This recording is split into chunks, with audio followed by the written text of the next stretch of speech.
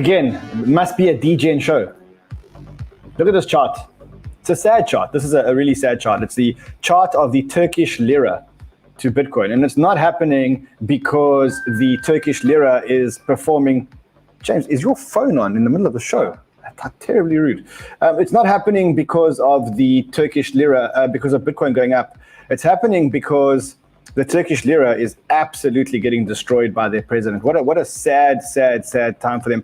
But for those people in Bitcoin, it just shows you why we need Bitcoin. It shows you this is a case in point for why we need Bitcoin. Anyway, let's talk about today's show, because today we do have another big show for you after the show that we had yesterday.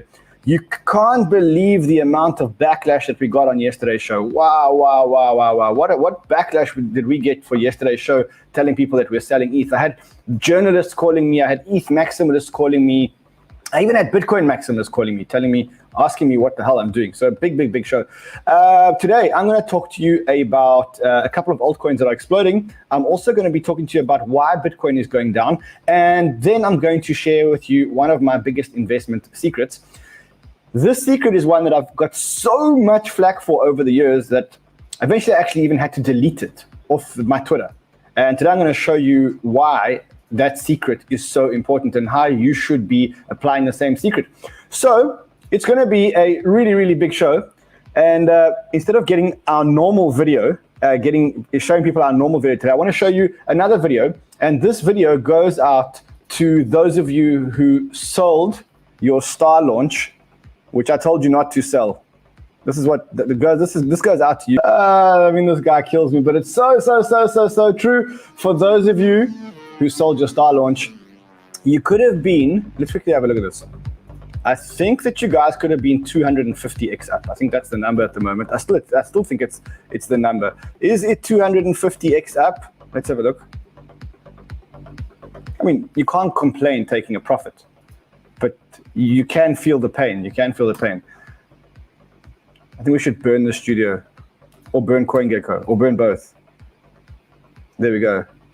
Let's have a look here, and let's see what StarLaunch is doing and what the rest of our. So there we go. StarLaunch is up $16. You would have been 250x up if you had just held your StarLaunch. Not only that, you would be able to stake your StarLaunch, and you'd be able to get some MonkeyBall this week in the IDO, or on the 30th in the IDO. And that's going to be another 100x or 200x or 300x. And we are giving away IDO allocations to the Banter fam, both on the stream and on my Twitter. We will be giving away some MonkeyBall IDO allocations. What else is happening before we get into the big story of the day? Let's quickly just see what else is happening on the show today. Let's look at some of our calls from the earlier show with Sheldino. Sheldino, what do you think? Oh, that's so super interesting. Always good to have you on the show, Sheldino. It's lovely to see you. You look good, bro. You look good. Let's look at some of our calls from the other show. I see that Wilder World has absolutely exploded. $6.35. Oasis Labs is doing fantastic, which is the Rose token, 44 cents. StarLaunch just carries on exploding. And it does look like there are two explosions that are imminent. One of those explosions look like it may be the Fantom Ecosystem. You can see that because the Tomb shares price is going up over here. And CDFI, gaming exploded. There we go. Tomb shares, Fantom up 10%. If Tomb's up 10%, Fantom's up 10%. We're going to talk about why Fantom's up 10%. We're going to look at where the Fantom money is coming from. So what is actually driving Fantom up 10%. And then Sheldino, who's sitting right here, as you can see, he's going to do a lot of charts for us. He's going to do charts for us. Sean the Sniper speaking. G'day. Where the hell were you, bro? We had a show. We had a date. I was just ordering more food. Okay, well, we'll get back. We'll get you back on the stream in a second. Anyway, if you are new to our channel, subscribe to our channel and also like this content. Subscribe because we do reward our subscribers. If you are a subscriber, you could win yourself some MonkeyBall. You could also win yourself the Banter Bags. Show the Banter Bags again. Let's show them what the Banter Bags are. Okay, so we get pre-market allocations in IDOs for certain projects. We put them into bags, into a wallet. And then when we get to 700,000 subscribers, we give those bags to the community. So if you want those bags, all you need to do is you need to subscribe. And then as I can see right now, you guys need to be liking this video. When we get to 5,000 likes, we'll start doing MonkeyBall giveaways here live on the show. What do you say? Should we say 6,000 or 5,000?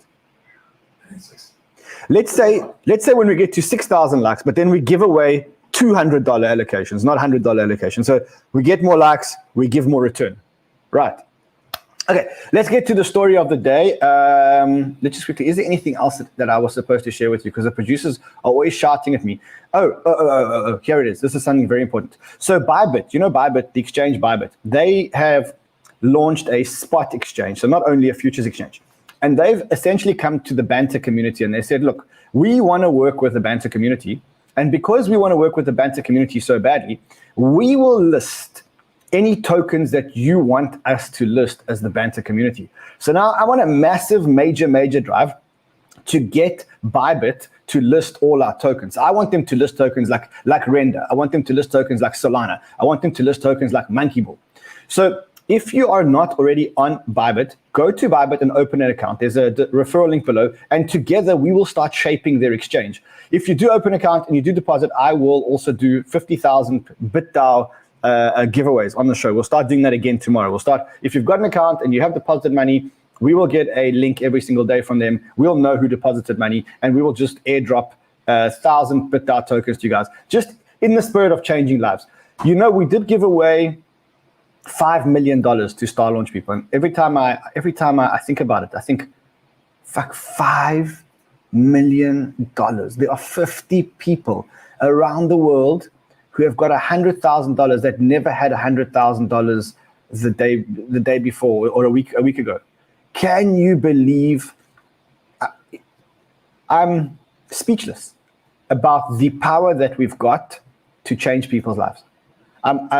I feel so much gratitude that we can change so many people's lives, and that there is so much abundance in this Banter fam that we can just change people's lives. We can just give them StarLaunch audio, MonkeyBall audio, 50,000 BitDAO giveaways.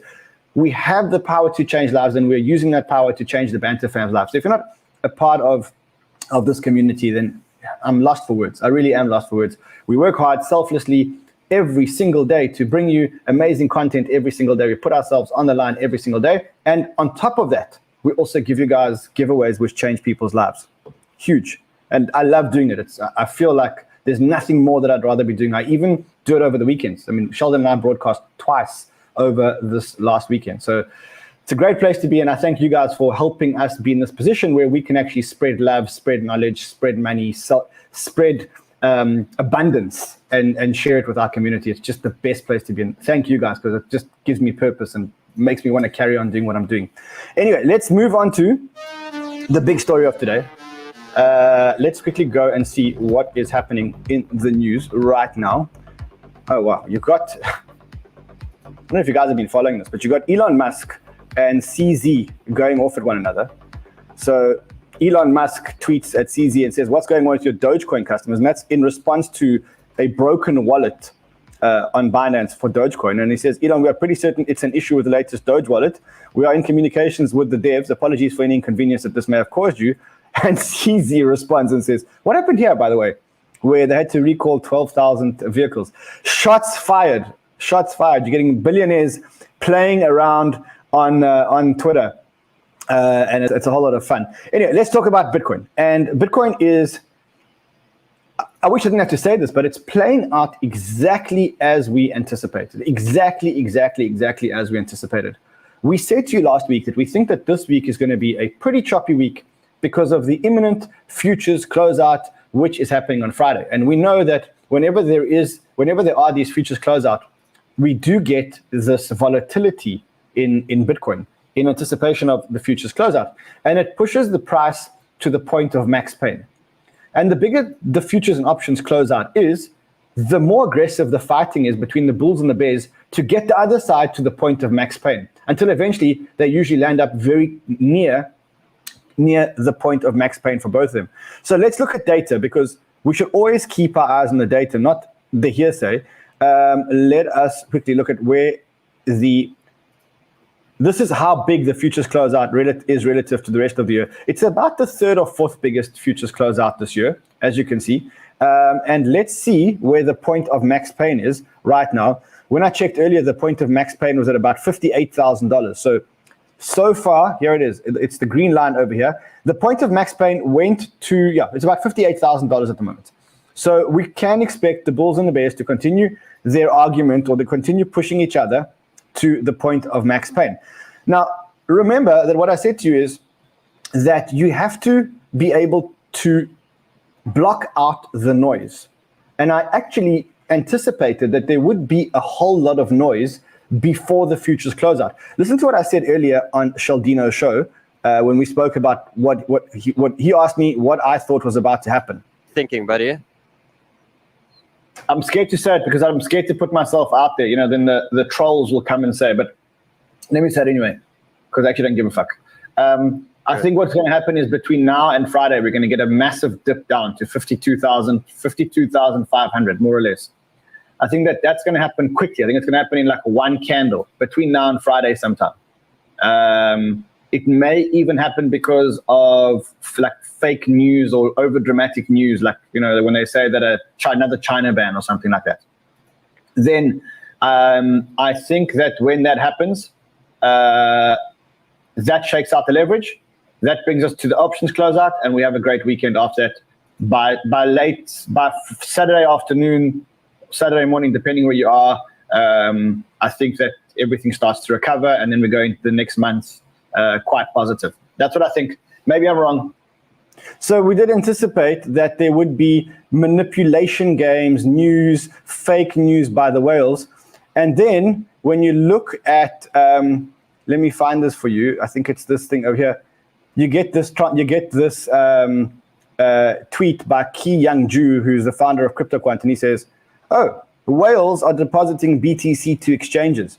BTC exchange whale ratio. In other words, the biggest deposits in the last 72 hours, 91% of them, the top 10 deposits have taken 91% of the daily deposit volume across exchanges, which means that whilst the whales are trying to push down the price, they're doing it by depositing money onto exchanges and scaring us to look at the data and say, oh my goodness, look at the amount of Bitcoin that are hitting exchanges.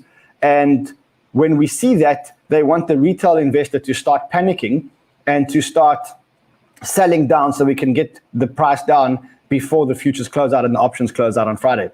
This is the game that they're playing, and they play this game every single time. And this time I called it even earlier today on the show. I said, wait for the whales to start sending you fake signals that they're going to push the price down. And this is a fake signal because this is where you have to become a specialist. This is where you almost have to become like a doctor. And you have to be able to separate the symptoms from the underlying cause. You have to be able to check the vital signs of the patient and know which vital signs to respond to, right? So, I don't know, I think if you're a doctor, the one vital sign you don't respond to is if the patient is screaming, because then you know the patient's actually healthy.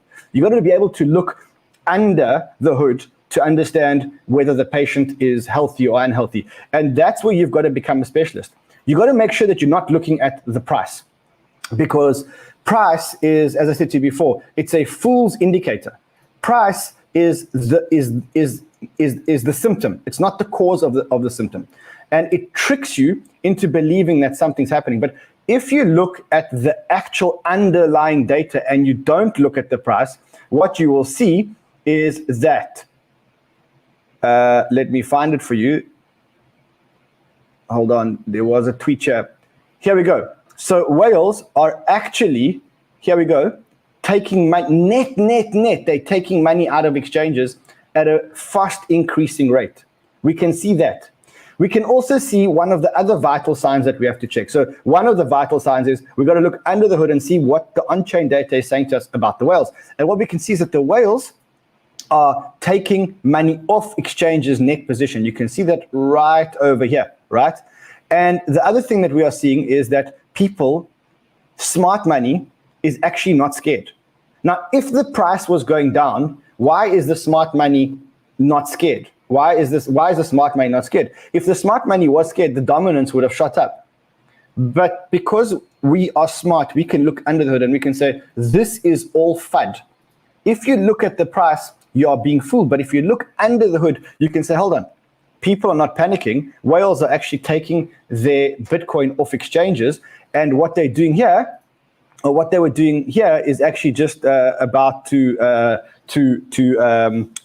scare you. Everyone's saying, look at your phone. Okay, Fred says there's an India ban that's just happened again. Is there another India ban? Let's quickly look for it. You see, this is Wales playing games just before. Just head over to Walter Bloomberg. Oh, okay. Hello, Fred. Obviously, Walter Bloomberg. Okay, here he is. India government introduced the cryptocurrency regulation bill in winter session. India government looks to ban all cryptocurrencies, barring a few. Statement. Okay, so this is the games that the whales are playing just before. I mean, the India ban. I mean, like falling on the India ban. That means you really look. You really are running out of tricks here. You know, I mean, the next they're going to say there's another China ban if this carries on. So you got to look at the sentiment, and what you got to see is you got to say, look, there's still a lot of leverage in the market. So we've got to check the vital signs. There is a lot of leverage in the market, but there is zero panic in the market because whales are still buying and the dominance is still dropping. And that means that if you're smart, you can start seeing what's going on here. So what is actually going on here? Bitcoin is getting stronger, is getting weaker, and alts are getting stronger. And that is why our alts are exploding and why the dominance remains low. Why is this happening? Well, I'm going to show you why it's happening. I'm going to show you why you probably shouldn't be panicking. So PlanB says, fear is back, seems Mt. Gox related. And this is, when they say Mt. Gox related, there are 150,000 or so Bitcoin that were seized by the creditors, or which were taken by the liquidators of Mt. Gox, and need to be paid back to the original holders of the Bitcoin that had them in Mt. Gox all those years ago. And now the time is coming for those Bitcoin to come back to the market. They've been locked up for many years, and now they're going to be coming back into the market. What does this mean? Well, the market is panicking that 150,000 Bitcoin are going to hit the market. I think the number is about 150,000. Let's have a look here. I think it's about 150,000 Bitcoin. The market is panicking that these Bitcoin are going to hit the market all at once. And I think that that's not the case. And I'll explain to you why I think that that's not the case. Because if you think about the early investors in Bitcoin, people who had money on Mt. Gox, these are people that believed in Bitcoin before any of us here believed in Bitcoin, or before many of us here believed in Bitcoin. And it means that these people have conviction. Now, to think that all of these people are going to sell their Bitcoin because the Bitcoin have been locked up on Mt. Gox for so many years, I think is ludicrous. Maybe a certain percentage of these people will hit maybe a certain percentage of these coins will hit the market. But I can't imagine that a lot of these coins really start to hit the market. I think that if they do, this may be one of the rarest buying opportunities in the entire world, to buy Bitcoin. If we get 150,000 Bitcoin or even 75,000 Bitcoin coming into the market on one day at one time that have been locked up in Mt. Gox creditors system for a long time, then I think that might be a very strong buying opportunity. I think it's a very strong buying opportunity. And what you'll realize is that with all this manipulation going on, the whales continue to accumulate. They're not only accumulating Bitcoin. So I saw this here, and it says a whale on Phoenix just filled a $16 million limit buy order. The last time something like this happened, we saw a reversal shortly after. I think that this will be the case again, and the bottom is very close. I again have a different theory here. I think you have to be very careful if you're looking at the data on Bitcoin and Ethereum, and I'll explain to you why. The whales on Bitcoin and Ethereum are the big institutional clients. It's these guys here. People, 31% of fund managers say they plan to invest in cryptocurrencies, says an EY study. So who are these people? It's traditional fund managers. 31% them say they plan to invest in cryptocurrencies. They're very late to the party. We've been here for a couple of years. These guys plan to invest in cryptocurrencies. Okay, so the reason why I said that you've got to be careful, according to a survey, 31% of fund managers, 24% of alternative investors, and 13% of private equity investors said they plan to add cryptocurrencies to their portfolio within 2 years. Managers at the biggest companies, hedge funds that manage 10 billion or investors worth 2 billion to 10 billion are more likely to plan a move into cryptocurrencies, according to a study. Only now are they planning on investing in cryptocurrencies. When these people come into cryptocurrencies, what are they going to invest in? They're going to invest in Bitcoin. They're going to invest in ETH. They're not going to invest in very many other tokens, at least in the beginning. Because these people, when they come and invest, they're not looking to invest in the same tokens that we're looking to invest in. They're not coming here and going, okay, let's look at which tokens are going to change the world. Let's look at the network effects.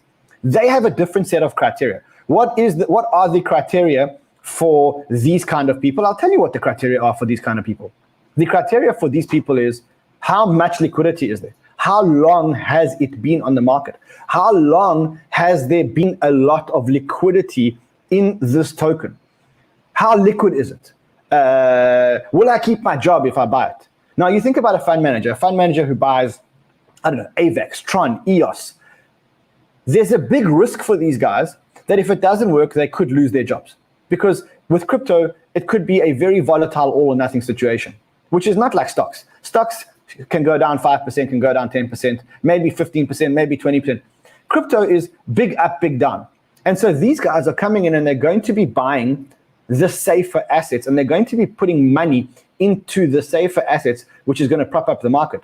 Be very careful to follow them or follow the ETH price when these guys are coming to invest in the ETH price. Because if you're following the ETH price, then you may be following what in this case I call the dumb money. I think that the fund managers, the traditional fund managers, when they come here, are actually the dumb money. We know a lot more than them. They can't take as much risk as we can take. They don't understand crypto as much as we can understand crypto. It'll take them years. So the best thing that you can do is front run them. You know that they're coming for Bitcoin and Ethereum, and in a year, they're going to start coming for Solana and Avalanche and Fantom and all the other guys. The best thing that you can do right now is not buy Bitcoin and Ethereum, is actually front run them and buy the alts that they're going to come to much later in the game. Remember, they don't see crypto like you see crypto. They don't see this like an all or nothing type of thing. So yeah, do we have Birb on today? Oh, amazing. So Birb's going to come on. We're going to talk about the market cycle with Birb. I really want to talk about the market cycle. And I want to talk about ETH as well, because yesterday we made the video on ETH. Wow, what happened yesterday after the video on ETH? Journalists phoned me. They wanted commentary. People in the community started to text me, what am I doing? How can I abandon ETH? A lot of people said, you were actually the right one to say it. So we'll talk about that in a second. Right now, I think that what we're going to start seeing is we're going to start seeing a very different kind of market cycle. I think that we can now all agree that the PlanB $98,000 by end of November is kind of out of the window, even though he's still pretty positive about it. He's saying and he said this in the beginning of November. He said some people think that a close of 98,000 is too big for a pump. It is 60% from the current level. Yes, it's a big jump, but Bitcoin did this many times before, and he shows many months where Bitcoin did this. I think that the 98,000 in November and 138,000 in December is actually out the window now, to be honest. I think what we got now is a different kind of cycle, which is a much longer type of cycle. You can see that this is the cycles from the halving, and you can see that the blue cycle is the first cycle from the halving. And this is a tweet by Benjamin Carr, and he says, Bitcoin market cycle has now unofficially lengthened by 3 days. We still need to put in a new all-time high to officially lengthen. A lot of people think that the peak is already in. I think they will be proven wrong. What he's saying is, what PlanB is saying and what everybody else is saying, is that the market cycles post the halving have become longer. This is the first one, the blue one. Then you've got the red one, which is which is slightly longer. And he's saying that he thinks that now we're going to start following the yellow one, which would mean that the price kind of has to catch up now, and that the market cycles happen much longer after each halving. And that's the theory for the new bull market cycle. And I think that a lot of people have been caught off guard. In fact, I even think that PlanB has been caught off guard. I think he's expecting a longer market cycle. He's expecting Bitcoin to peak, but I think he maybe just expected it too soon. So I think his thesis is in place, but I think we're in for a much longer, much more sustained bull market, which is much better than having a parabolic bull market, which will actually collapse. These long bull markets these type of longer bull markets can continue for much longer, and that would give us a much longer alt season, which is something that we want. I wanted to speak to Birb about this because Birb had that tweet. If he's coming on, let's get him on. Otherwise, I want to talk about ETH and a couple of other things. Let's see if Birb joins us. Otherwise, we'll just talk about the market cycle. The man is here. I see him. Mr. Birb. Let me get Mr. Birb on the stream. Mr. Birb, all the way from the Birb. Welcome, my friend. What's up? What's good, Ron? What's good, Banter fam? Oh, good, brother, man. Mr. Birb, what do you think of the thesis that this 98,000 for November is out the window, the 135,000 for December is out the window, and that we're in for a much longer bull market than we thought, much more longer, much more sustained bull market? Or do you still see this explosion that you spoke about in Dubai?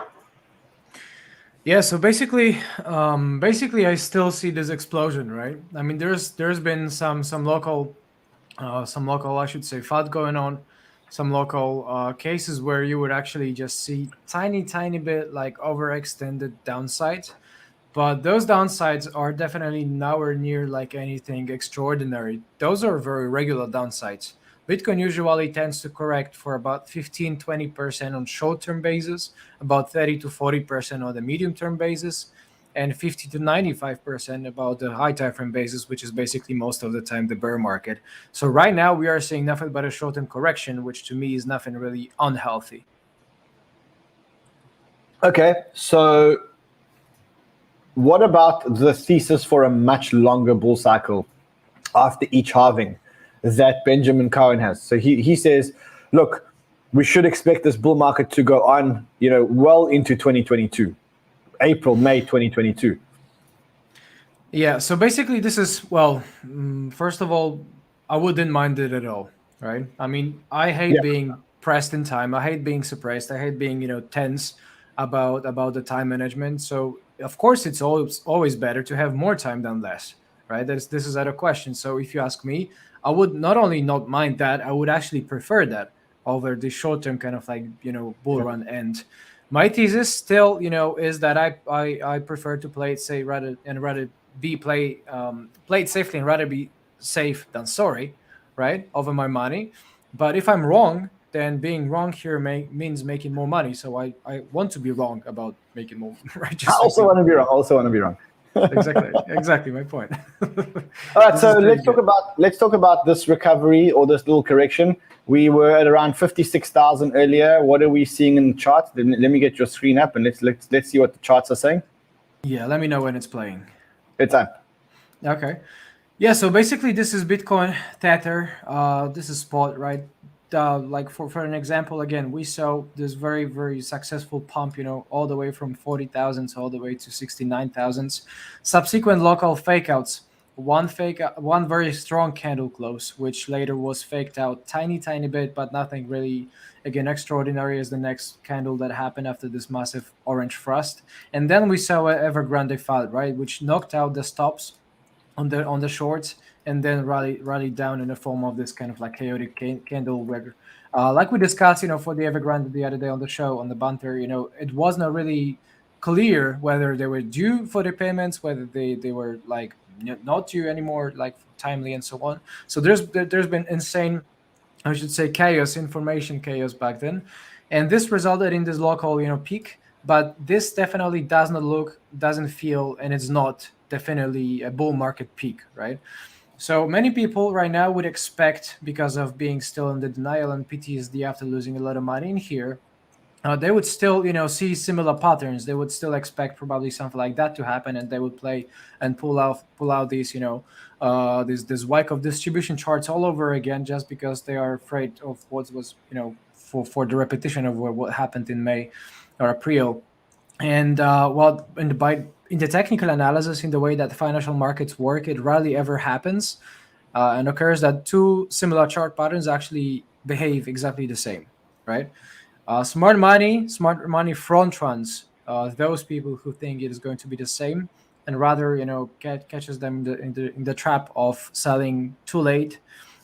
And basically right now, as I said, we are talking about something that is about 20% retracement, which is typically very logical, right? Nothing really strange about that. If we again take some other markets, let's say we can play BTC/USD on Bitstamp or Coinbase, right? You're going to notice that you had on the way up, right? You had multiples of these, and we are talking about the final leg up, starting over here or on here. So the way I look at it again is that we've seen, we've seen some everything that we were supposed to see, aside from the fifth wave final leg up of the highest volatility, of the biggest bullishness, where everything is going to be pulling off 10x, 100x. I'm not really quitting on this idea at all. I'm furthest from quitting this idea.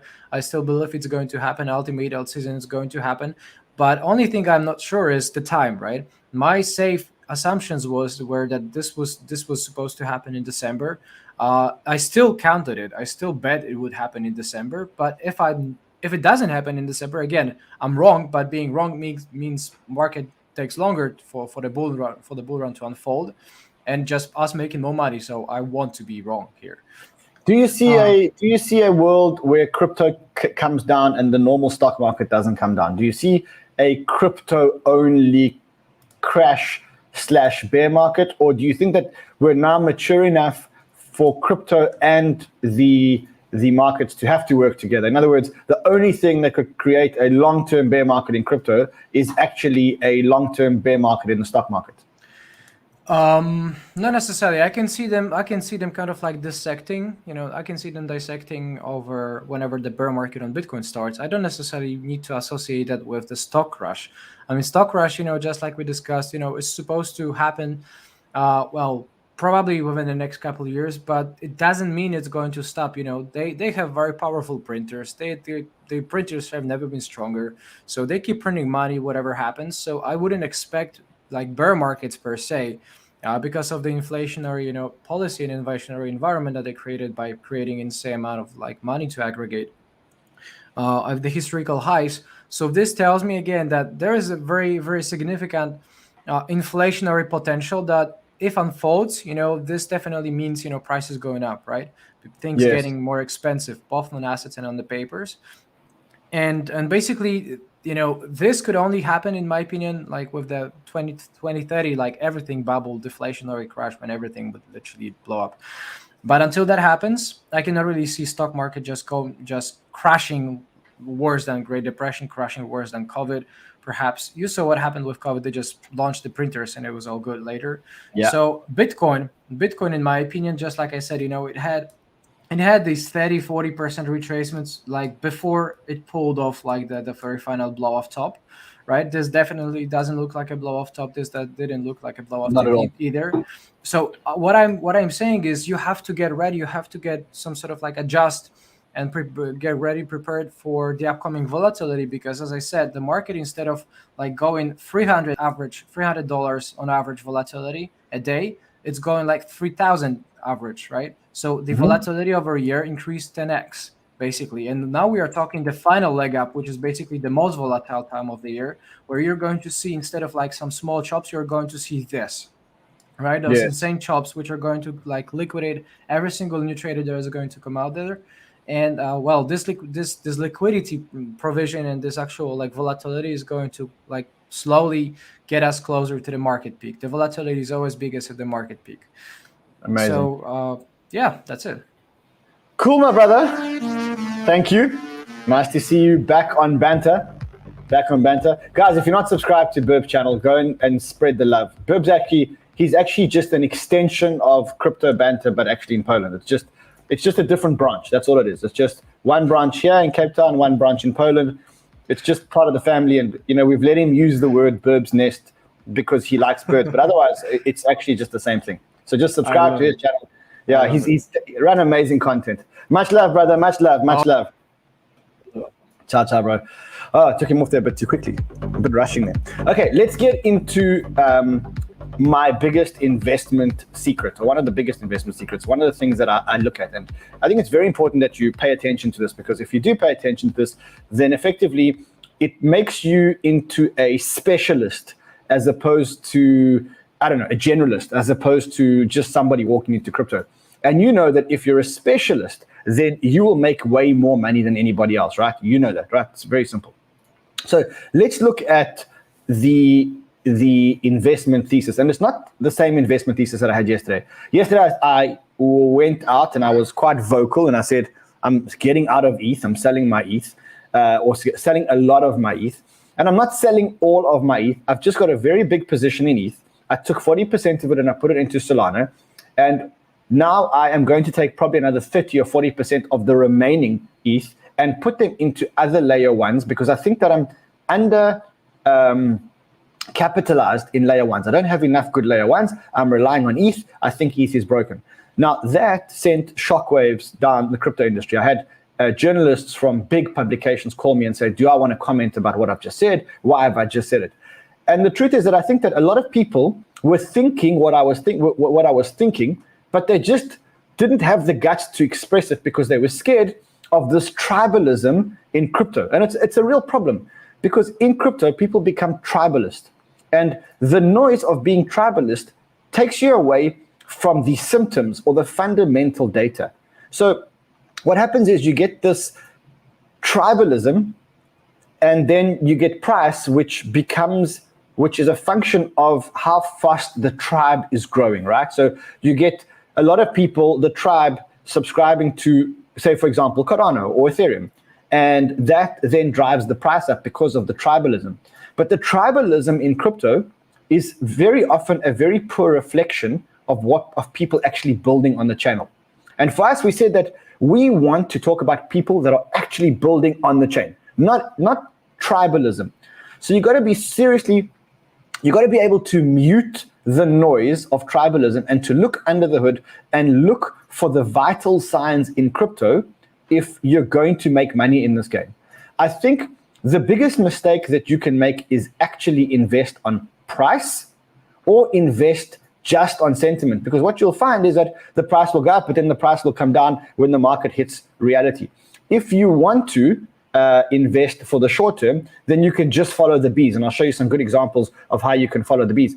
But if you're here for the long term, you need to be able to look away from the tribalism, and you need to be able to look away from the price. I think price is the worst indicator. If you look at price, then you are a retail investor. And if you are a retail investor, you're going to get wrecked. And I keep saying it to you. Anyway, that's what I said yesterday, and it blew up in my face. And there's a lot of times where things blow up in my face, and people remind me. And some of those times I actually get it right. And I'll show you one of those examples. In May 2018, I came out with a tweet. And the tweet read, in traditional equities, 15 to 20 stocks is considered a diversified portfolio.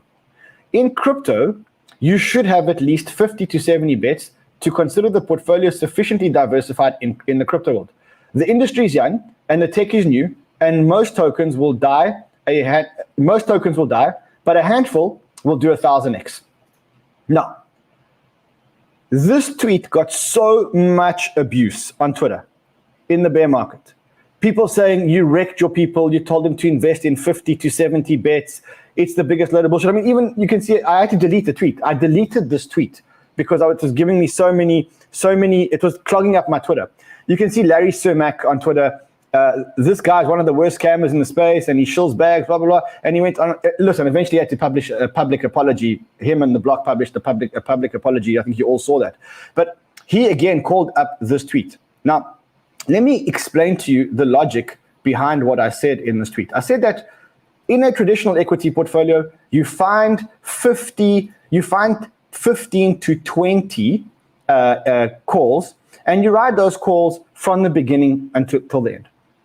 But in crypto, and specifically in 2017, and even where we are today, the problem is that this is a new technology, and we don't know which protocols are going to win and which protocols are going to lose. In fact, we know for a fact that most tokens from 2017 never made it to 2021. I think there was a stat that only 100 tokens from 2017 out of 18,000 or 10,000 actually made it to higher all-time highs than they got in 2017. And the reason for that is that we are investing in a brand new technology. We don't even know which chain is going to survive. We don't know if it's going to be Ethereum, Cardano, Rose, Arweave, Solana, Near Protocol. Harmony One. We don't know which ones are going to succeed. It is very, very, very, very early in the race. And so the trick is that you have to take multiple small bets in many different narratives. Now you say, okay, 50 to 70 sounds like a lot, but is it a lot? Do you agree with me that you got to have Bitcoin in your portfolio? You have to have Ethereum in your portfolio. You have to have at least 3 or 4 other layer ones. You got to have an Avalanche. You got to have a Solana. You got to have a Cardano. You got to have a Harmony. You've got to have. Okay, so that's already taking you to 10. Now, do you have to have Uniswap in your portfolio? Do you have to have Radium on your portfolio? Do you have to have bridges in your portfolio? Do you have to have dApps in your portfolio? You'll see that very, very, very quickly, you get to a very big portfolio of multiple bets. You can see that this is the same approach that the funds are using. Look at, for example, Multicoin. Now, this is just some of their investments. They've got Starkway, Tagomi, Algorand, Alpha Finance, Arweave, Audius, Auga, BNB, Brains Trust, Hedera, Internet Computer, Helium. And you look at the number of investments that they've made, and this is not even a complete list of their investments. I know this because I'm invested in their fund. But they have a big, diversified bunch of bets in the market. Now, some of these will die, and some of these will do 10,000x. And the same thing with, if you look at Pantera's portfolio. Yes, of course, you can ridicule me for saying that you should have a big portfolio because you don't know what's going to make it. But look at the biggest investors in the space. They have a big bunch of well-diversified tokens, which they placed small bets on. And so the secret is because we are so early in this race, because we're so early in this challenge, we have got to take a whole lot of small bets. But here's where it gets interesting. You spread your money on a whole lot of small bets. And then instead of averaging down when the price goes down, you've got to do something completely different. You've got to double up when the price goes up. So instead of averaging down, you take 50 bets, the bets start to collapse, you then start to buy them cheaper because you're bringing down your average price. You've got to change your mindset. Mark Yusko said this on one of the banters that he was on, and he said, look, instead of buying things as they are going down, I buy things as they are going up. Okay, so that's secret number 2. Instead of buying things that are going down, then buy things that are going up. Take lots of small bets, and as they start going up, start buying things that are going up. It sounds counterintuitive, but those are the things that are actually succeeding. Now, here's where the cherry on top comes. When we say buy things when they are going up, take the first theory that I told you and eliminate price from the metrics that you look at before you make an investment decision. Imagine living in a world where you could not see the price. Imagine there was no CoinGecko, no Binance, no TradingView, and you could not see the price. And invest in that kind of mindset. Set yourselves a whole lot of criteria and say, look, I'm going to take 50 to 100 or 50 to 70 very small investments over a long period of time. I don't expect you guys to start tomorrow and to make 50 investments tomorrow. Start researching narratives, start researching chains, start taking a whole lot of bets, and make sure that by the end of the investment cycle, you've taken about 50, maybe even 70 bets. Because of the 50 to 70 bets, most of them are actually going to die long term. But there will be 5 or 10 of those that actually start rising to the top. And you've got to determine which of those 5 or 10 you're going to be investing in without actually looking at the price. Eliminate price. Price will fool you. Price is not an indicator of what is happening on chain 95% of the time. Price is a lagging indicator. try and make your investment decisions without paying attention to price. So generally what you'd say is, look, I'm going to take 50 to 70 bets over a long period of time, small bets. And as the metrics that I'm looking at, which are not price, start going up, I'm going to start doubling down on my investment and doubling down and doubling down. And what you'll realize is that you start to back your winners and the price will generally follow. So what are these metrics that you're going to look at? Let me give you some of the metrics that I think that you should look at. Example, take a whole lot of small bets on layer ones. And as soon as the team deliver the mainnet, so you say one of the criteria is that the team deliver the mainnet in the time that they promised or within reasonable time that they promised. And if that happens, then double down your bet. Without actually seeing anything else, without looking at the price, just double down your bet. Then you'll say to yourself, okay, the next metric that I look at is number of transactions, TPS. Sorry, number of transactions or number of active addresses. And when you see that metric ticks the box, double down on your investment. And then you'll look at a different metric and you'll say, okay, let's look at the number of daily active users. Let's look at the total value locked, whatever it is. And then when that hits a certain threshold, then double down on your investment without actually even paying any attention to the price. And if you do that, what you'll find is that there'll be certain tokens that keep delivering, and those tokens you will keep doubling down on. And there's some that just won't deliver according to your thesis, and those will die. Now, the ones that die, because you're not averaging down anymore, you'll just let them die a death, having invested a very small amount of money into them. And the ones that continue to deliver, you'll keep doubling down and doubling down and doubling down. I'll give you a very good example of how this worked in real life. When the Solana thesis came out, or when the thesis for layer ones came out, you could have invested in Ethereum, you could have invested in Solana, you could have invested in Avalanche, you could have invested in a whole lot of other layer ones. When Solana delivered their mainnet, or when Solana delivered a testnet, which was doing a whole lot of transactions, then you could have doubled down on your investment. When they hit a certain number of monthly or daily active users, you could have doubled down on your investment again. When they reached a certain total value locked, you could have doubled down on your investment again. And because you're not looking at the metric of price, you're investing with the fundamentals and you keep doubling down and doubling down and doubling down your investment. And what will land up happening is that you will avoid this crypto tribalism, you'll avoid looking at price, and you'll start backing the winners. That will happen fundamentally. Does that make sense? So just don't look at price. Don't look at price. Just every time you want to make a decision based on price, walk away. Walk away. Just stop looking at price. Try and make your investment decision looking at the price. And I know it's hard. We do it every day. We look at a token that we love. We say, hold on, the price has gone down. I should buy more. Don't do that. Look at the fundamentals behind it and say, are the transactions on the chain growing? Is the team actually delivering? And if that happens, just keep doubling down and keep doubling down and keep doubling down. And what you'll see will end up happening is you'll start getting a whole lot of bigger bets on the protocols that are succeeding, and the ones that never did anything will just keep dying. And you'll end up with a fully diversified portfolio of 15 to 20 winners that you can keep riding and riding and riding from now until you make wife-changing money. That's when your wife changes because you've made so much money. That's it. Simple. Simple, simple, simple. Quickly, before we go, I do want to show you one more thing. 7,000 likes. Do we have 7,000 likes? Okay, so we have to give away a MonkeyBall. That's what we said. We did say that. We've got to stick to our word.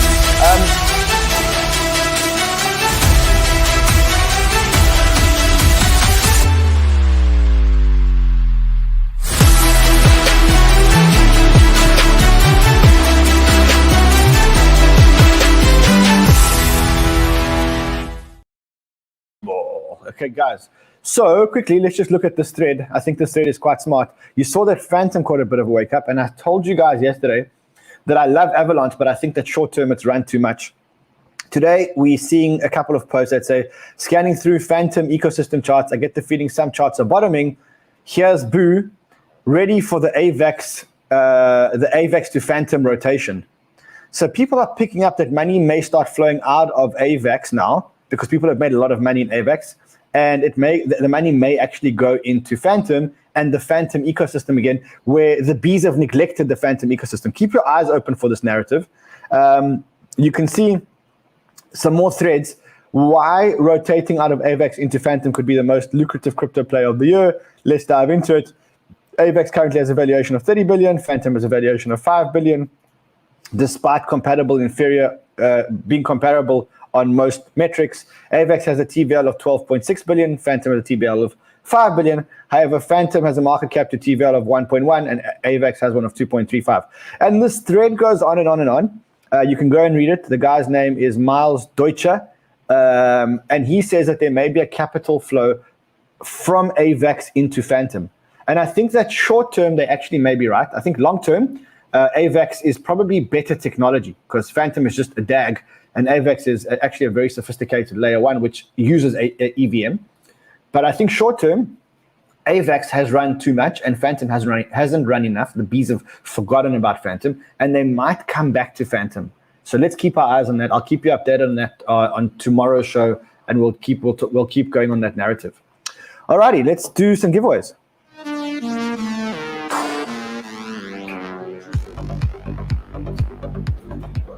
Let's do some giveaways. Let's do some MonkeyBall give. James, choose some winners, bro. Come on, James. Choose some winners first, James. Come on, James. Oh, James is frozen. Okay, who's our winner, James? Who's winning $200 in MonkeyBall? Mario Atomic. I have the tinglies that today is my day. He got the tinglies and he got $200 of MonkeyBall. Voila! Next one. $200 of MonkeyBall. It's going to do 200x. Mark my word. That $200 is going to be $40,000. We're going to change another one. OllyX, please be my lucky day. OllyX, it's your lucky day, bro. OllyX. And one more. Let's do one more. Come on. Much honor, much love, Nikita Gunkiewicz. You get yourself $200 of MonkeyBall. That's $600 of MonkeyBall. Let's quickly go through the super chats.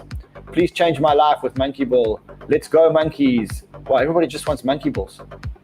I'm a monkey. Last week you were all donkeys. Today you're all monkeys. I don't know what's going on in that community. Alrighty, guys, we will see you guys again tomorrow. And then, yeah, we'll see you guys again tomorrow. Sheldon show in the morning. Then, we have a very special guest on Thursday, right? You'll see we've got a very special guest for you guys on Thursday. Technical analysis like you've never seen it before. She is one of the best chartists in the world. She. Wait until you see her. She's amazing. See you guys again tomorrow. Until then, invest well, my friends, and don't look at price. Look at the fundamentals.